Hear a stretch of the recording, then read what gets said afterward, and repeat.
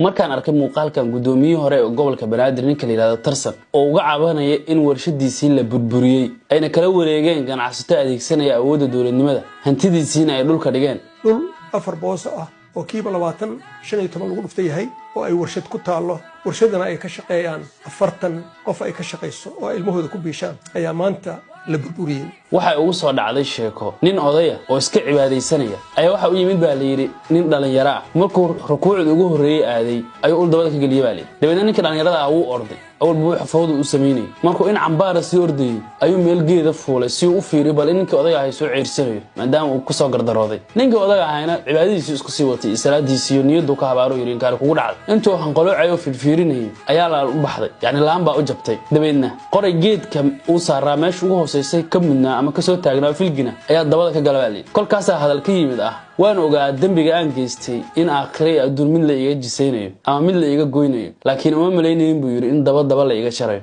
hadda hadalka markaan arkay Tarsan waxaan ku soo xasuustay dhibaato hadda ka hor dhacday 2013 waxa jirtay shirkad magaceeda la yiraahdo Raja Construction oo aan barnaamijkeeda in la wadaagay 2024 hadda hore u daawatay waxaan isku dayaa inaan qaybta commentiga soo dhigo isla muuqaalkaas laftirkiisa Rajo waxa lahaa niman dhalinyaro oo dalka maal geliyay waqti ay adkeed in qof maal gashado Muqdisho yani 2013 xaalada Muqdisho qofkii jooga wuu malayn karaa ama uu qiyaasi karaa waxa dhacday guri ay deganaayeen oo warshad ugu taalay lagu qiyaasi karo ilaa $500,000 in la isku qabsado arintiina qayb kamid ah dadkii isku qabsaday ay kaashadaan ama ay u tagaan ninka la yiraahdo Tarsan oo markaa gobolka haystay daweedna oo amar ku soo bixiyo in guriga iyo waxa ku jira la dudumiyo oo meesha nadiif laga dhigo si dadkaan ay ugu xalaaloodo hadalka Tarsan waxa ku jiray meeshiisa in loo soo adeegsado nin kabtan ah isla sidaas oo kaleeto Tarsan wuxuu amar ku soo bixiyay nin kabtan ah oo booliiska maamulayay in hadii la ku imaayo oo meesha baabi'iyo oo cagaf marsiyo waxa dhacday in warshadii oo hadii la ku imaayo iyo wixii ku jiray iyo meeshiiba cagaf lagu baabi'iyo si lamid ah hadalka Tarsan xasuusto waxa ku jiray inuu codsaday war company-gan Shiinay saar rakibay wayna adagtahay in la fujiyo nimayo aan xal raadiyo ama hadii la ku imaayo bal fursad isiya sidaas oo kala Tarsan lagu yiri warshada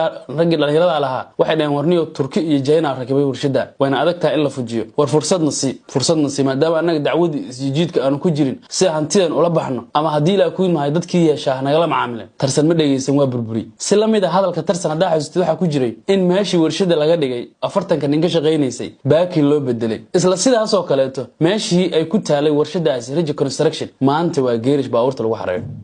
baabuurta lagu xareeyo warshad ay ka shaqeynaysay 40 sidaas oo kaleeto iyo 50 nin ayaa inta la burburiyo waxa laga dhigay geerish bajaajta $50 looga qaado qofkii rabo soo arki kara marka waan ogsoonaa qof kasto ummadan xaq ka gala in maalin lagu gudayo laakiin in sidaan oo kaleeto aan arkayno marna uma maleynayno marka Tarsan kuma diganayno asaga